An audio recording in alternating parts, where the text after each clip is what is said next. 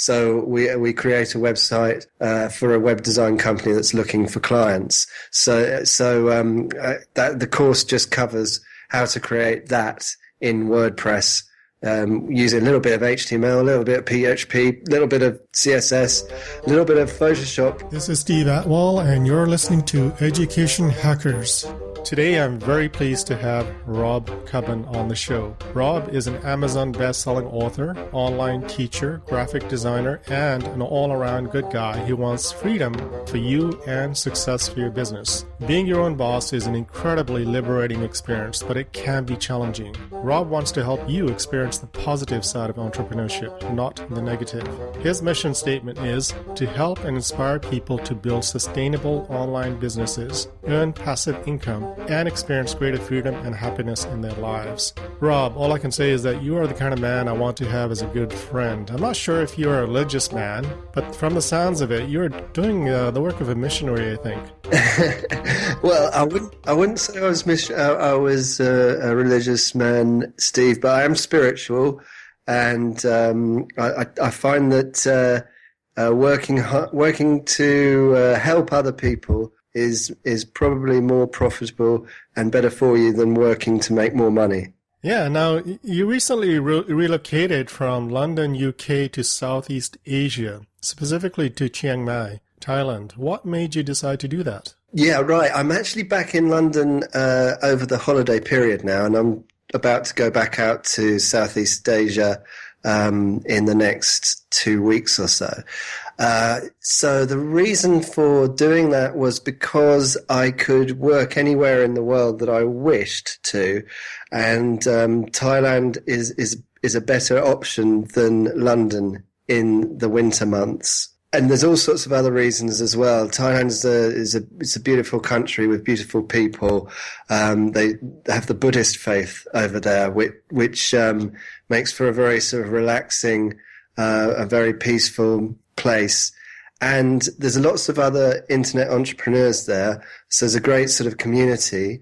And I could go on and on and on, but those are enough reasons. And believe me, Steve, it was a good decision. And you were able to travel and work anywhere because of your business. I mean, you have a number of online courses, which we'll get into later in the interview. I actually grew up in Kent, UK, where you were born. I went through primary school there, where I have fond memories of one Hillary Talbot who had a crush on me when I was 9 years old. I completed my O-levels and E-levels and went to Kent University for my first year before moving to Canada and starting at the University of Waterloo. But enough about me. Do you consider yourself a busy man? How many hours of work do you put in each day? That's very interesting to hear about your background there, Steve. I am a busy man. The thing is about me, I don't have a timetable, so it's difficult to say how many hours I work every day. The nature of our work, being entrepreneurs, is that we tend to work all the time, which isn't necessarily a good thing, but I do work every day. I don't distinguish between the weekdays and the weekends. I do a little bit because obviously the people around me have weekends and have a working week. But personally, I work whenever I feel like it. It doesn't sound very structured and disciplined, but I do have an internal discipline which helps me. So as long as I get a certain amount done every day and a certain amount done each week, even a certain amount done each month, because I have goals and things that I want to do and I want to achieve. So I find that I just get the work done at the end of the day, and I can choose to have time off when I want to, and I can choose to work when I want to. So, but it's a difficult question to answer. How much do I work? Because I don't add it up, but I work probably fairly hard, I would say. All right. I like that British accent, actually. I've lost most of mine. Mine is kind of British Canadian. Yeah, you can definitely hear the British vowels in there, Steve, definitely. Yeah, it's like when I say my daughter, and then people kind of pick that up, but, otherwise it's kind of mellowed out with the Canadian accent. But the good thing is I go back every few years because most of my family's in the UK, and I have a British passport, which really comes in handy. When you go to Yeah. the airport and you're trying to get out of that airport and you're not standing in that long lineup where you don't have a British passport and you can sort of breeze right through. I have a new biometric passport, so I can just get scanned these days. So if you get a new passport, you'll find out it's even easier now. Well, the thing is, the British passport's issued for 10 years. Yeah. Unless I want to redo the passport. I got mine renewed just about a year ago. So I got another 9 years to go unless I want to just, renew it. But yeah, that's interesting. Before we go into your online course, you said you have a certain number of hours. You basically thinking about work all the time, but you're not really working all the time. It's just you put in the hours when you want to put them in. How do you relax? What do you do to unwind? What are your hobbies? I would say I do meditation every morning. That's it's not really a hobby, but it does help you unwind. I would say exercise. I try to exercise, 3 times a week. That was a little bit difficult in Chiang Mai. It sort of was more like once a week. And I play guitar as well. That's very good for unwinding and relaxing. Again, but that was difficult in Chiang Mai. I didn't buy a guitar when I was out there. I probably should have done, and I probably will do at some stage. But I read and socialize. I guess I think it's quite important for us people who work for themselves to get out there and meet people. I think that's because we maybe lack that side of life that other people get from going to work every day. So they would be my hobbies stroke ways to unwind. Yeah, I have an Ibanez electric acoustic guitar that has been sitting in the corner somewhere for a couple of years, and haven't had the time to really learn to play it. Are you pretty good at your guitar?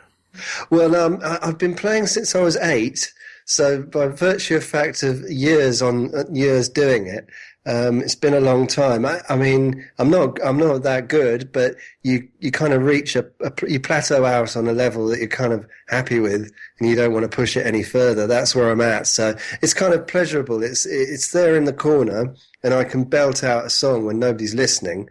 For 5-10 minutes and then get back to my work. And it's a great thing. It's a great thing. Well, you're way better than I am. I'm just trying to learn the chords still. But, in Chiang Mai, you must be able to exercise. You said you didn't have the opportunity to exercise there?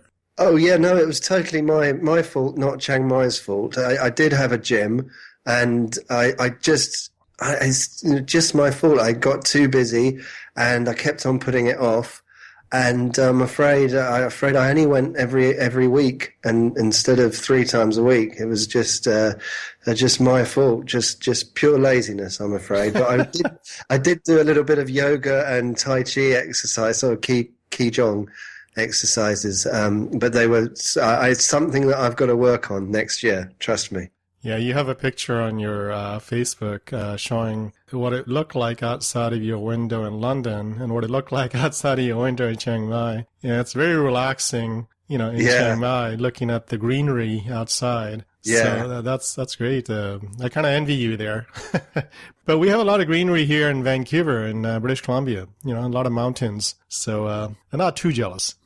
No, I think people from Canada, generally speaking, have good outdoor landscapes to look at. So you have a number of online courses. Before we get into that, what was your passion before you created your online courses? Well, I didn't have a passion, Steve. The sad story of my life was that I was one of these people who went to work every day to work for someone else. And I was kind of in the design industry, although I wasn't particularly high up in it. And I went to work, got paid, went back home and watched TV. And I say this story a lot, and I don't get bored of saying it, because I think people should know that if they are in that mode of life where you don't really have a reason of things to look forward to, you don't really have any goals, any aspirations, you can get out of it. And that's something I really like to impress on people. It also doesn't matter what age you are. I'm quite old, and you can do it any time. You can improve your life, work for yourself, and get financial independence. And I think that's quite important. So to answer your question, getting into online courses was a part of a wider picture of me working online and putting content out there, putting free content out there, and putting content out there that people have to pay for. And gradually, by degrees, I got better at doing it and got a larger audience. And thank God, because otherwise I'd still be in London waking up in freezing temperatures and going on the underground to terrible, boring jobs. I actually worked in Toronto for 6 years after I graduated from the University of Waterloo, and the weather there is pretty bad. It would be minus 30 degrees in the winter, and in the summer, you could basically toast an egg on the pavement. So it was two extremes, either too hot or too cold, and there'd be a couple of months that would be okay. You'd survive outside. Yeah, talking about England, growing up in England, I loved the old classic British comedies like the Carry On movies or Benny Hill or Steptoe and Son. Did you watch any of those? Oh, the Carry-Ons I used to love, definitely. There is a good British humour, films and TV. I did, but you can get that anywhere. You don't have to be in England to enjoy the comedy, No, but growing up there, and at the time, well, in the 70s, they had only a couple of channels, TV channels, and they would have maybe one good movie a week. Yes. There'd be a lot of like Elvis movies. Once in a while, there'd be an Elvis movie, and the whole family would be sort of all excited and gathered around the TV for this one good movie in that week. It was a much more simpler, more family-oriented environment back then. So you have a number of online courses. Let's talk about your courses. You have a number of online courses. You have Make Money Running a Web Design Business. Then you have Creating a Web Design Business Website, Build My Brand, Blogging, SEO, Social Media and Relationships, Talking to Clients, an Introduction to Website Building, Designing a Website in Photoshop, Illustrator, and Creating a Custom Responsive Website for a Client, Photoshop, Hands-on Graphic and Web Design. You have a number of online courses. What would you say is your most successful online course and why? The most successful one, I think, is the first one you mentioned, actually, and that's Make Money Running a Web Design Business. It's actually on Udemy, it's called Running a Web Design Business. But basically, I taught myself how to make websites and make websites for other people. And I also did graphic design. And about 10 or 8 years ago, I started working for clients for myself, my own business. And so I blogged about it as well. I was always writing about it. I still am. And so I learnt the hard way how to run a web design business, which isn't easy. And so that was my third ever course that I created, or the third premium course I ever created. And it really, people really like it because it helps them make money, actually, because one of the problems is that you never charge enough. And that course shows you how you can charge 4 figures and more for creating websites for clients, and how to offer a premium service in exchange for a decent amount of money for the jobs that you do. So and it was all sorts of other things, how to get the work from clients and how to treat the clients and the whole shebang, really. And I think people like that because it's quite, I mean, the barrier to entry to becoming a web designer from home, or a graphic designer from home to set your own business up is very low. It's very easy for anyone to do that. However, it's, there's quite a lot of ways you can help people make a decent fist of it, make a good job of it, if you see what I mean. So that definitely running a web design business is the best, is the most successful course so far. If we look at the tools, I mean, there's a number of tools you can use to become a web designer, but you have to be really a little bit creative, don't you? I mean, if you're going to be a web designer, you have to be a little creative. You can use the tools to make sure a website looks good and it's responsive. You can look at it on mobile devices and as well as a computer, but you have to be a little bit creative, don't you? Well, yes, I should think you probably do. The creativity is not the thing that I tend to teach on, and certainly not on that course, because it's kind of hard to teach. I think it's kind of up to the person, the individuals themselves to explore their creativity and trying to improve it. I would say that doing web designs for clients, I would say your most important skill or tool is probably your ability to communicate, because during a working day of a designer, you're not being creative in 20% of the day, probably. There's so many other things that you need to do, especially for web design, because it's very technical. So that's what I tend to concentrate on in my teachings, because that's where you can really help people create better websites for their clients and make more money doing it and be more stable and have less problems with clients, which can evolve if you don't have experience in the industry. So to answer your question, you probably need to be creative, but I would say that's just not probably not the number one reason for a successful web designer. You've had some associations with some big companies like Accenture. Accenture is a big company. They're well known here in Canada as well. I'm not sure if they're global. What did you do for Accenture? Well, that's funny. It's a very funny story, actually, because that's it's so close to my heart in a way. Because when all this story started in 2005, I bought rob-cubbon.com, which is my main website, and then 2006 I started blogging, which is quite a long time ago now, because maybe back then not so many people had heard of blogging. And I wrote an article on how to create PDFs with InDesign, which is not something that's particularly maybe many people listening to this will find interesting or want to know about. But it just shows you how if you blog or write articles on the internet about specific titles that are technical, but that only a certain people will understand, then you hit a very targeted traffic, a very targeted customer. So I wrote this article, and my blog looked terrible. My website looked terrible. I'd only just started online, and I was very, very amateur. And I got a call from Accenture, which is, then they're huge. They're a Fortune 500 company. But one of the executives there said, "Well, look, we've got this newsletter PDF. We want someone to do it for us, and it's a monthly thing. And would you like to do it? And how much would you charge?" And I just took a figure out of the air. I didn't know what to say. And would you believe it, Steve? I'm still working for them today. Awesome. They're a really good client. They're a fantastic client. And that's just, anyway, I love that story. It's excellent. I love hearing stories like that.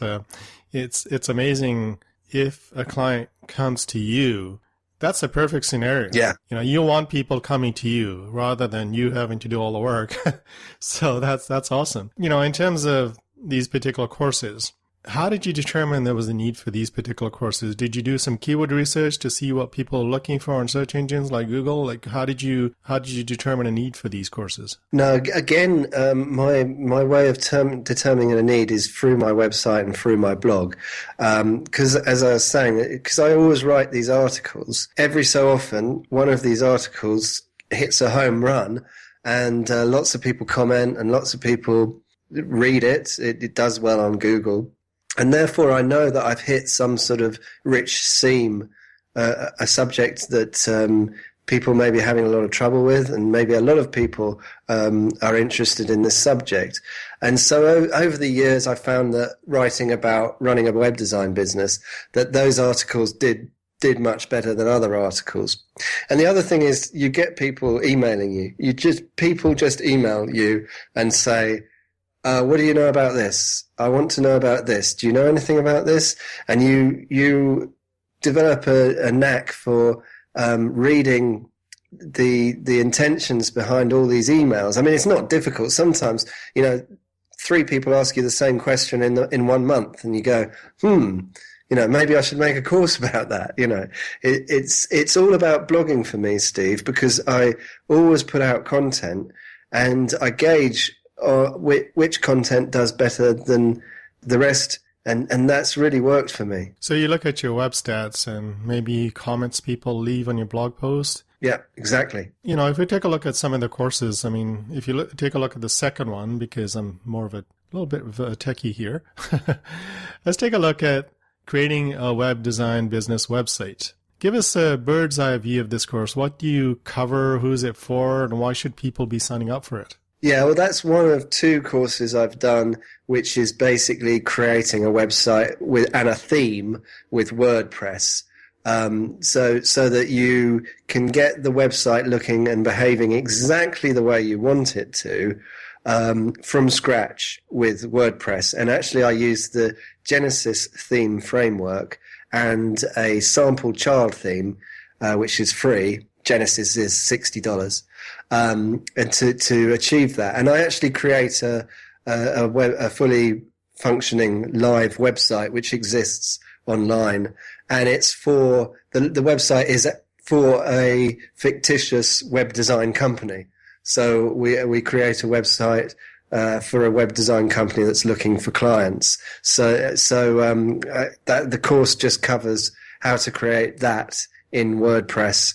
Using a little bit of HTML, a little bit of PHP, a little bit of CSS, a little bit of Photoshop with the logo and the colors and backgrounds and images and what have you.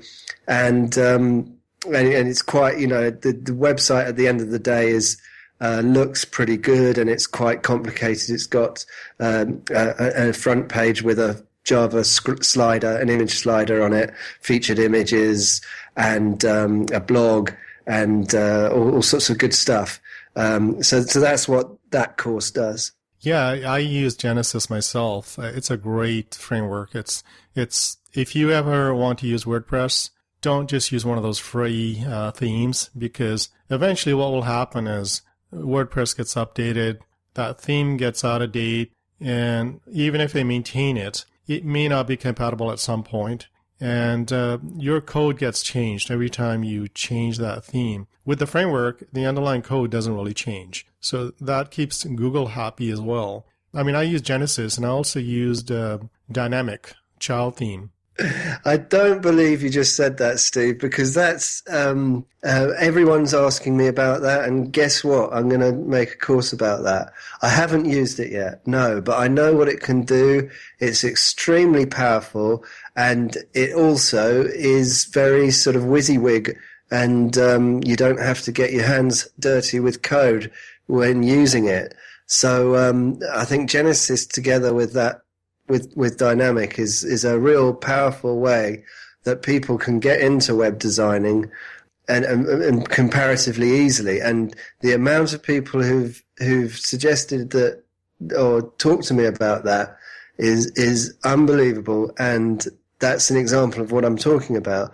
When people all ask you the same question, it's a good idea in a technical question like that. It's a good idea to then go out and make a course on it. There you go. I'm glad to help. Thanks, Steve. Checks in the post.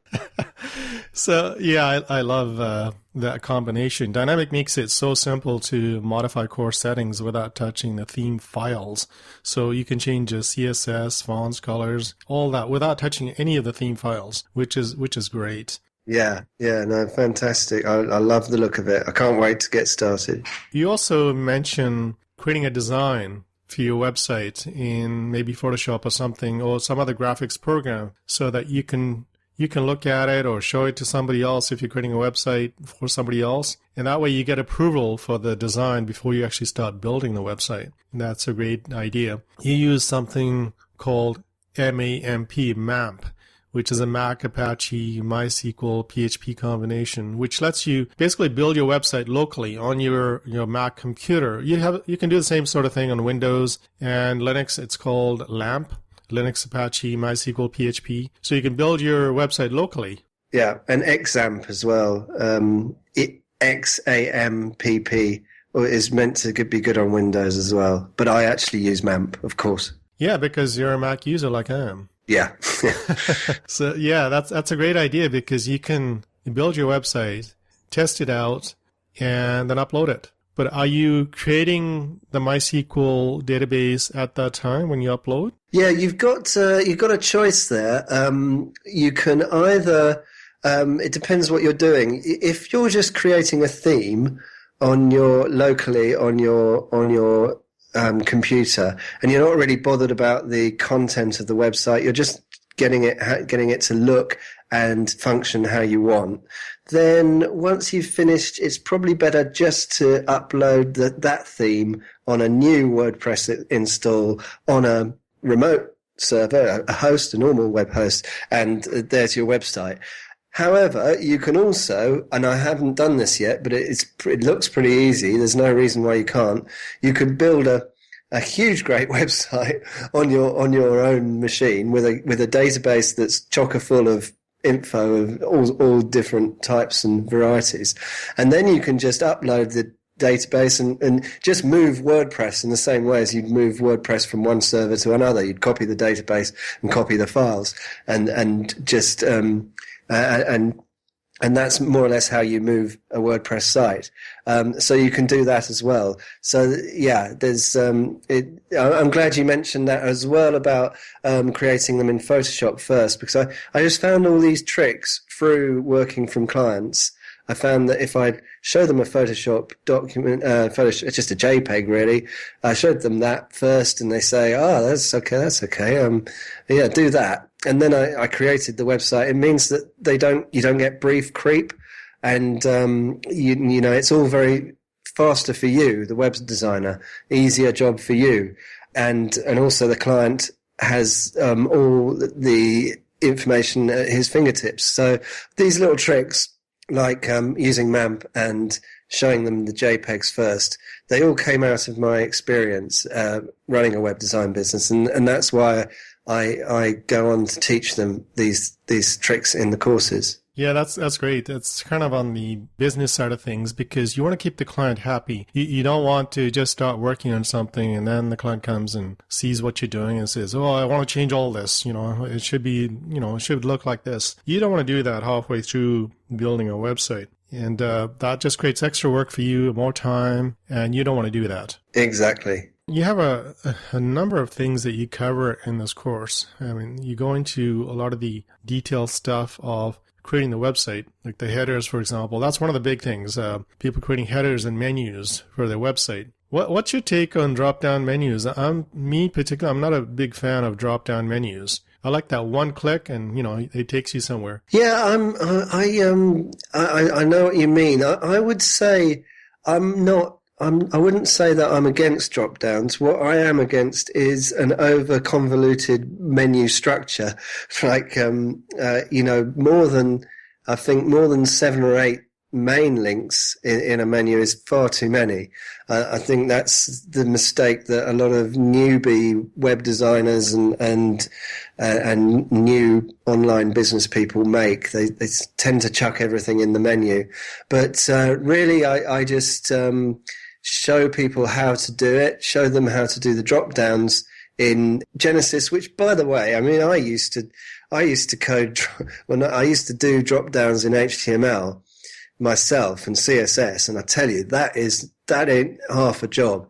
And there was more than one way of doing it as well, and it could get extremely complicated.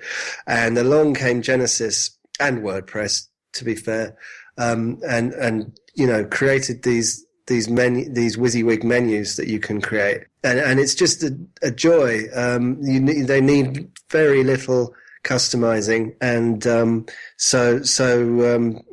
I in the course I show them how to do drop downs, but they don't have to use them. With Genesis and the child themes, you could, and also Dynamic, actually, once you have Dynamic installed, you can create your own child themes. You can export. Have you thought about maybe creating WordPress templates? That's another thing that other people have said to me. Yeah, it's funny the way it goes, isn't it? People have asked me about doing Genesis child themes as well, because you can get third-party Genesis child themes, and what a great theme framework to build on. And they're very easy to create. I mean, if you look at the code of the various child themes that are out there, there's not much difference in them. It's really all a bit of CSS and a little bit of PHP on the functions PHP.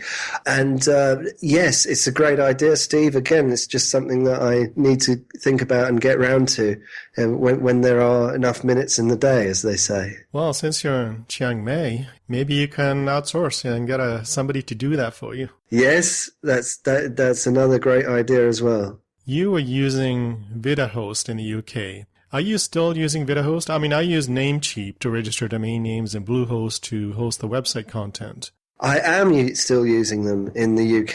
Yeah, they run my site at the moment. And why did you use them as opposed to, say, something bigger name? I was having problems with a bigger name, and I had a client that was on VidaHost, and their site was always great. And that's why I initially moved to VidaHost. But I find that with hosts, I think I've never found a real perfect host that I'm 110% happy with. I don't think you ever will. I just they're still a good host, but maybe they're a little bit of a victim of their own success now. They've got a lot more clients. And they're not quite as responsive as they used to be on the old support, but I'm still relatively happy with them. So that's the story behind that one. You talk about creating contact forms in WordPress using Contact Forms 7 plugin. I was using Contact Forms 7, and then I found this great plugin called Caldera Forms, which is like Gravity Forms, but free. So you can show and hide sections of a form based on input. You have a certain logic that you can put into a form. And it's a great plugin. Have you ever looked into that? No, I've been using Gravity Forms, which I love. And Gravity Forms can be for so many things. I mean, it's very good for payment gateways and stuff like that. But I hadn't heard of it. And could you repeat the name of it? Plugin is called Caldera. Caldera, Caldera Forms. It's an awesome plugin. It has lots and lots of features for free. You don't have to pay anything to use those features. Yeah, well, this is another reason why it's so great to get out there and meet people, or in this case, sit behind Skype and meet people. So you just get these great ideas about WordPress plugins that you've never heard of, and I'll make a note of that and check it out, definitely. Thanks a lot for that. Yeah, no problem. I mean, you cover a lot of stuff in your course, actually, and even down to creating a fav icon, which is a little icon you see next to the URL when you're browsing a website. So I think that's pretty cool. Yeah, I think this is the sort of thing that if you miss it, it's very unprofessional. Do you know what I mean? So I'm really pleased to do that one, because it's the sort of thing that newbies leave out and they don't think of. And so I put that one in there. Yeah, thanks. Yeah, it's a nice little touch to brand your website. I quite agree. And also updating WordPress in Genesis, which is another thing that some people are kind of a little hesitant to do that because they don't know if everything's going to break. Yeah. And going through that, which you do in your course, that's actually nice too. Yeah, and talk about obviously backing up the database and files before you do that. Yes. Got that in there. Yes. So what would you say was the biggest mistake you made when you first started creating your online courses? The responses I've had is, trying to do everything and trying to cover everything in the course. That's a good answer, because I didn't fall into that trap, but it's I always looked at it as a long-term thing, because I don't think you should just put one course up and leave it at that. I really think your first course is not going to be the best course you've ever done, and you should just keep going. I think things like, my ability with editing improved, ability with audio improved, would you believe it? And things like that. With the editing, I tell you what, the mistake I made in the first place, I would religiously cut out every bit of silence. And you've got to leave people with a bit of silence, you know. And one person said, "You sound like a Dalek from Doctor Who," because I spoke like this, and because every word I cut out the silence in between all the words, and so I sounded like a Dalek. That's kind of cool, because I'm a big Doctor Who fan. I mean, I started watching it way back. Yeah, I'm a big Doctor Who fan, so that's funny. So you spent a lot of time in editing your videos. I guess that's because you want to make it perfect. Yeah. And you can spend a lot of time doing that. You can spend a lot of time doing that. I still do, and it's frightening, because some people just do a live take for 5 minutes, no break, that's it. What you see is what you get. For 5 minutes, I can have 100 cuts in it. Wow. So what do you use to edit your videos or create your videos? ScreenFlow. That's what I use as well. It's a great piece of software. And your workflow, what's your workflow like when you create a new course? Do you plan it out on minute detail before you hit the record button? Do you set a deadline to finish a course? None of those two things. With there's two types of courses that I create. One is like a technical one where I'm doing something, and there's no reason to create any plan for that, because it's pretty obvious what I've got to do. When I'm creating a website, I know the right order to do things. So the course follows a very obvious structure. So that I just do it. I just do the videos. And actually now I outsource a bit of the initial editing, which is good because it takes some of the workflow away from me. And the other kind of courses are more the advice courses, like when I'm giving advice on running a web design business. So I'll be talking over slides more than doing screencasting tutorials. For those, yes, I would plan them out much more, because they need to be follow a logical sort of intellectual flow, because they're kind of advice. So it's more like a book, really. And so, I plan those, definitely. I'd rather the focus was on the tool that I was showcasing rather than me. That's where I think you can, if you wanted to, you could have a script and you could do the video first, then afterwards do the audio. But that takes more time and more effort. So a lot of people, they just say, okay, I'm going to hit record and I'm just going to do this now. When do you know that your course is finished to your satisfaction?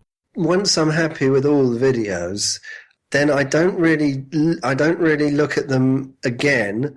And because I know the content of the course. So once I've done all the main videos of the course, I then do the conclusion, and then I do the introduction, and then I do the promo, and then I'm finished. I don't do any more than that. I certainly don't watch it through again, because I've watched through the individual videos after I've done them. I probably should, but I don't. Well, the problem is if you start watching them, then you're going to start editing them. Yeah, I wouldn't want to do that. I do all the editing, sort of that's all done, but I kind of do it in stages. At the moment, actually, I've done all the lectures of a course that I'm doing now, and I'm actually doing all the editing in one go, and so that's a little bit different. I used to do lecture, edit, lecture, edit, lecture, edit. So I've changed my modus operandi a little bit, but it's always the same. I always finish up doing the introduction and conclusion videos and then the promo. So how long did it take you to finish your creating a web design business website course? Probably took me a couple of months. And it wouldn't be working very hard every day, because obviously I was doing other things. So maybe a couple of hours every day for a couple of months. And what platform are you using to host your course? It's WordPress, right? And I believe you're self-hosting with WordPress and MemberMouse? That's correct, yes. I have all my courses on Udemy, Skillfeed and Skillshare. But I think it's very important to sell through your own platform as well, because you can't be sure about what's happening. And I am using MemberMouse. It's very difficult to set up, not MemberMouse, but generally, if you have multiple courses, selling multiple products from your website, and sorting out the videos. And I don't know if you've done this, Steve. You probably have. You probably know better than me, but it does take some doing. And I think I'm finally there with all that. But boy, it's not the world's most simplest thing. Whereas selling them through Udemy does at least take that technical burden away from you. Yeah, you mentioned a couple of things there, actually.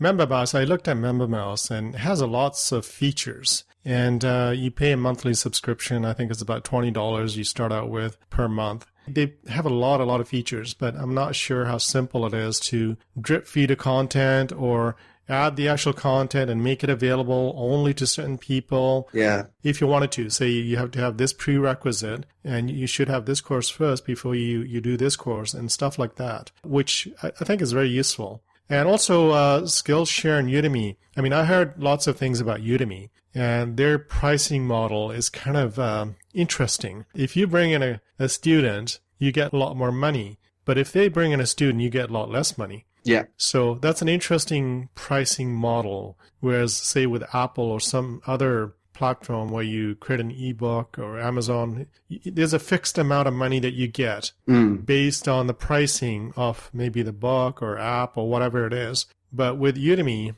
it's an interesting pricing model. You're absolutely right. There's been a lot of discussion, and it does divide people. People do either love them or hate them because of all sorts of reasons. I mean, some people hate the discounts. I mean, you can see your course selling for $9, $10, and you'll only get a couple of dollars from that. And people don't like that. Personally, I'm pretty much okay with Udemy. I think that their platform is so huge. There's 4 million people on Udemy. It would take me probably 8 or 9 years before I've had 4 million, maybe 1 million people through my website. So what I mean is, I think they've got the numbers, and that would help your brand, because all your courses have your name on them or your company's name on them, your voice and your face if you decide to show it. And for that reason, I think the disadvantages of Udemy are outweighed by the advantages, because there's a huge platform and a huge audience out there that you're put in front of, and I would just take the rough with the smooth. So I'm staying with Udemy for the time being, definitely. No, that's a really, really good point, because they do have the volume and they market really, really well. So they have these promotions where courses are, for $10, where normally they might be a few $100s. So people sign up, and those people that are signing up are going to find your course as well. As you build up that list of students, they will be interested possibly in other courses that you have. So it's a kind of a snowball effect where they might get you more students as opposed to you trying to do it all on your own. So where are you hosting your videos for your course? On your website, on Vimeo, YouTube? Vimeo. And why did you pick Vimeo? Good question. I think they're cheaper than Wistia. I nearly said Wisteria then. Do I mean Wistia? Yes, you got it right. I think cheaper than Wistia and easier than Amazon S3. And what's the other? The other one is YouTube. Some people they have an unlisted playlist on YouTube, and then they feed that into their website. I didn't really know that about YouTube at the time, and I don't see any other people doing that though. I've had people on this show that are actually using that method for YouTube because the list is unlisted. Nobody sees it. Right. But if somebody gets the link to that, then they will be able to see everything, and there's really no way to protect it. Right. So it's not a very solid protection. No, it's not a solid protection, but it's free. All right. It's very cheap indeed. So what payment system did you end up using, and why? Well, I'm pleased. I'm quite pleased with the payment system because I've got PayPal and Stripe. through MemberMouse. And I like that because it gives people a choice.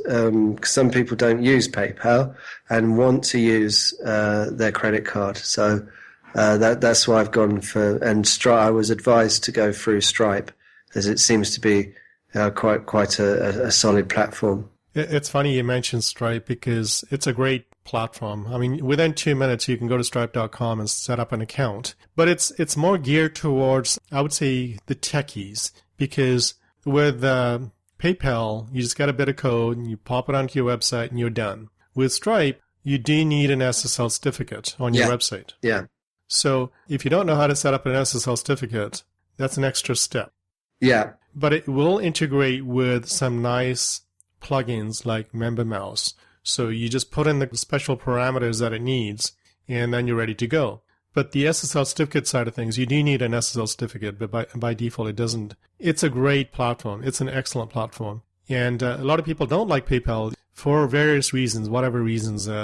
Some internet marketers I've heard they've had issues with blocked payments. Yes. If they get lots and lots and lots of sales, for some strange reason, they might have their payments blocked and they don't have access to the funds. Now, that I've never experienced that myself. I haven't had millions and millions of dollars of sales, but I'm sure that somewhere along the line there is something behind it. I've never experienced it like I said myself, but maybe there is, maybe there isn't. I don't know. Some people like it, some people don't. But it's good to have options. So Stripe is a nice option if you know how to set it up. And how do you market your courses? What's been most successful? Social media, blog posts, or something else? Yeah, that's a good question. Again, I'm very much at the early days of my selling them from my site. So I've only been doing that for a few months. And I've been on Udemy for a couple of years. So it's hard to say. I mean, the good old email, I mean, the answer is email list, because that's the best way. Anyone listening to this show is going to get sales. I mean, I haven't found anything better than sending an email to my list in terms of getting sales.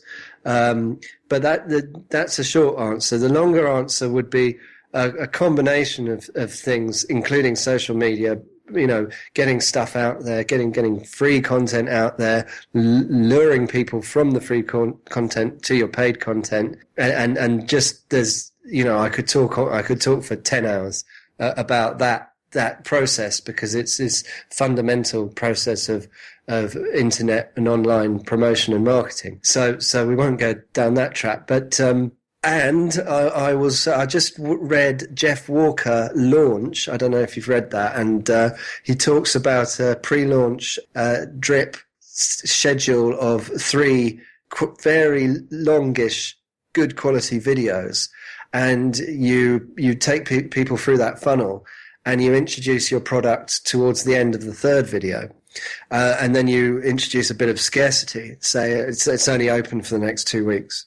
And that would be another something that I'm going to be trying in the next month or so. Looking back, what was the one tool that you absolutely needed to create your online courses? I'd say 2. I'll say ScreenFlow and a decent microphone. All right. I use ScreenFlow, so it's an awesome tool. And microphone, absolutely. You need to have really good audio. If you have bad audio, nobody's going to listen to you. So how do you support your course members? Do you have a private discussion forum somewhere? I do, but they don't. I've got a forum on the site, and you can leave comments underneath each video. That if you do, I'll get back to you very quickly. I do have a private Facebook group, but it's more linked to one of the courses and not really any of the others.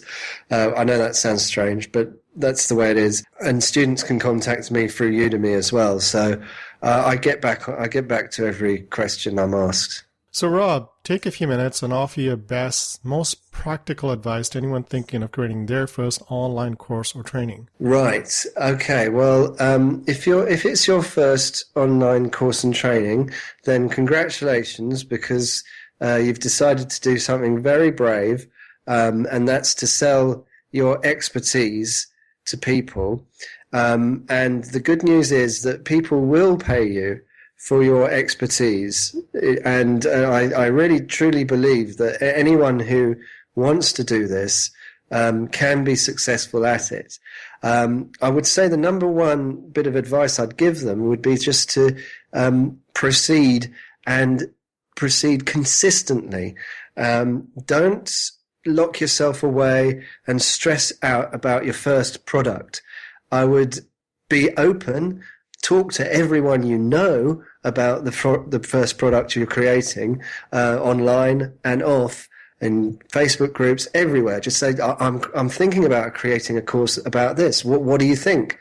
And you'll get the best feedback ever. And not only that, you'll also be drumming up a bit of a tribe around, and a bit of a raging fan base around this product, because you're talking to people about it. So get out there and talk about what your ideas are about a course while you're creating it, before, during, and after, and use that feedback and use that as a promotion tool. And then when you're finished, start on your next one. And the process just never stops.